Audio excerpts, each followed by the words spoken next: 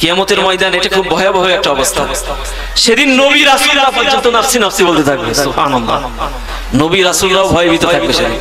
নবী রাসূলদের জিন্দেগি থেকে কি কোনো পাপ আছে বলেন? পাপ মুক্ত, কিন্তু তারপরও কিয়ামতের ময়দানে নাফসি নাফসি, আমার কি হয় আমার কি হয়, এই একটা অবস্থা সেদিন বিরাজ করবে কিয়ামতের ময়দানে। যেদিন সূর্যটা মাথার উপরে আসবে, সুবহানাল্লাহ। এখন সূর্য আমাদের থেকে কত দূরে জানেন? এই যে সূর্য আমরা দেখি, এই সূর্যটা 9 কোটি 30 লক্ষ মাইল দূরে অবস্থান গ্রহণ করছে। কত দূরে? 9 কোটি 30 লক্ষ মাইল দূরে। এই সূর্য যেখানে আল্লাহ রাব্বুল আলামিন সেটিং করে দিয়েছেন, ফিট করে দিয়েছেন, এখান থেকে যদি সূর্যটা একটু উপরে আল্লাহ তাআলা দিতেন, একটু উপরে যদি দিতেন, তাহলে আমরা হিম শীতল হয়ে যেতাম, আমরা বসবাস করতে পারতাম না, এই পৃথিবীতে বসবাসের কোনো সুযোগ থাকতো না। আবার যদি সূর্যটা 1 সুত পরিমাণ নিচে আল্লাহ রাব্বুল আলামিন সেটিং করতেন, তাহলে পৃথিবী জ্বলে পুড়ে ছাই ভস্ম হয়ে যেত। তো এই সূর্য কিয়ামতের ময়দানে মাথার উপরে আসবে, একেবারে মাথার উপরে আসবে। এই সূর্যের ঘামে এই মাথার মগজটুকু টকবক করে বলকিতে থাকে। পানি যেমন চুলার উপরে দিলে যেমন বলকিতে থাকে, এইভাবে বলকিতে থাকবে।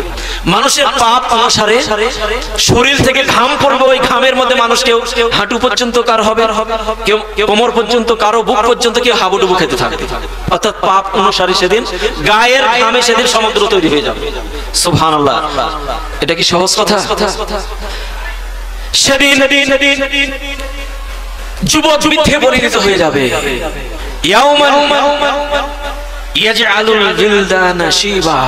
সেদিন যুবক বৃদ্ধে পরিণত হয়ে যাবে, ভয়ে ভয়ে যুবকরা বৃদ্ধ হয়ে যাবে। সেদিন দুগ্ধপুষ্য সন্তানকে ফেলে রেখে মা পলায়ন করবে। সন্তান দুধ পান করছে, সেটা ফালিয়ে দিয়ে সে নিজে দুধ দিবে। সুবহানাল্লাহ।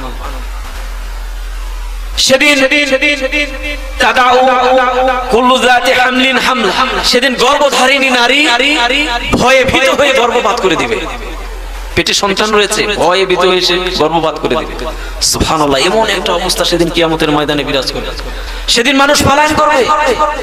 ইয়াউমা ইয়াফিরুল মারউ মিন আখিহি ওয়া উম্মিহি ওয়া আবিহি ওয়া সাহিবাতিহি ওয়া বানিহি।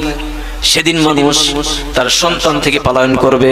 সেদিন এই দুনিয়াতে সন্তানদের যে মহব্বত, ভালোবাসা, এই ভালোবাসা আর সেদিন থাকবে না। ওই সন্তান সামনে যাবে, সন্তান থেকে সে পিতা পলায়ন করবে।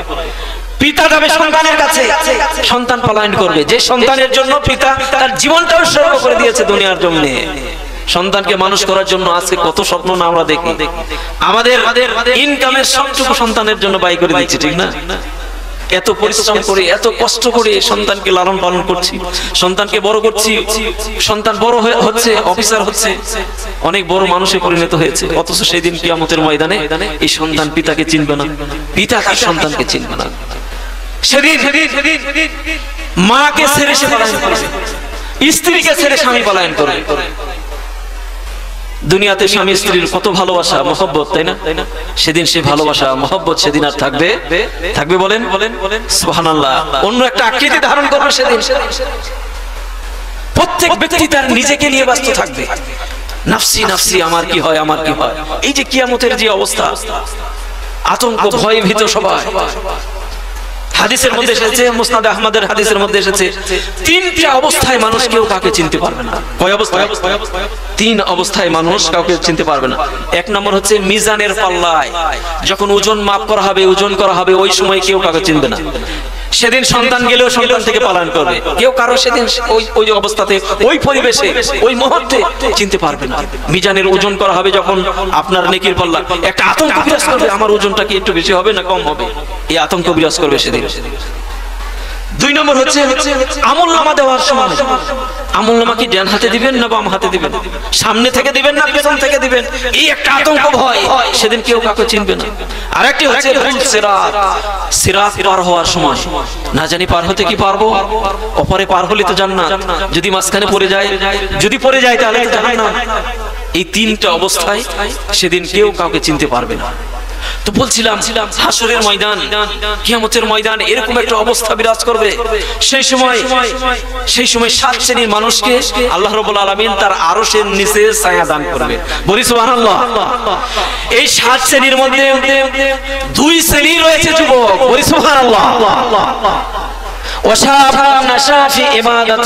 ওই সমস্ত যুবক, যে যুবক তার যৌবনকালে ইবাদতে কাটিয়েছে, সুবহানাল্লাহ, যে যুবক ইবাদতের মধ্যে কাটিয়ে দিয়েছে, তার জীবনটাকে গুরুত্ব দিয়েছে, সঠিকভাবে ইবাদত বন্দেগী করেছে, আল্লাহর হক আদায় করেছে, ওই যুবক সেদিন আল্লাহ রাব্বুল আলামিন তার আরশের নিচে ছায়া দান করবেন। বলি সুবহানাল্লাহ। যুবক ভাইরা, উদাত্ত আহ্বান জানাই, আপনি এই খারাপ নেতা থেকে বের হয়ে আসুন। আপনি আপনার পাপ কাজ ছেড়ে আপনি বের হয়ে আসুন, ইসলামের পথে আসুন, তওবা করুন, ফিরে আসুন ইসলামের পথে। তাহলে এই যুবকদেরকে সম্পর্কে রাসূলুল্লাহ বলেছেন, এই যুবক সম্পর্কে আল্লাহ রাব্বুল আলামিন ওয়াদা করেছেন যে সেই আরশের নিচে ছায়া দান করবেন। আরেক যুবক হচ্ছে রাজুলুন দাআতহু ইমরাআতা জাতু মানসাবিন ওয়া জামালিন। ওই সমস্ত ব্যক্তি, ওই যুবক, যে যুবককে কোন সম্ভ্রান্ত সুন্দরী সুরসী কোন নারী কুকর্ম করার জন্য, ফাহিশা কাজ করার জন্য আহ্বান করেছে। ফাকালা ইন্নী আখাফুল্লাহ। যখন ওই নারী ওই যুবককে আহ্বান করেছে, ওই যুবক বলেছে ইন্নী আখাফুল্লাহ, ইন্নী আখাফুল্লাহ, আমি আল্লাহ রাব্বুল আলামিনকে ভয় করে চলি। কাকে ভয় করি?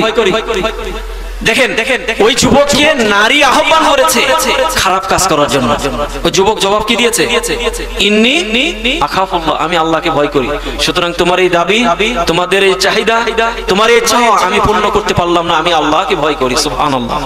ওই যুবককে কিয়ামতের ময়দানে আল্লাহ রাব্বুল আলামিন আরশের নিচে ছায়া দান করবেন। সুবহানাল্লাহ।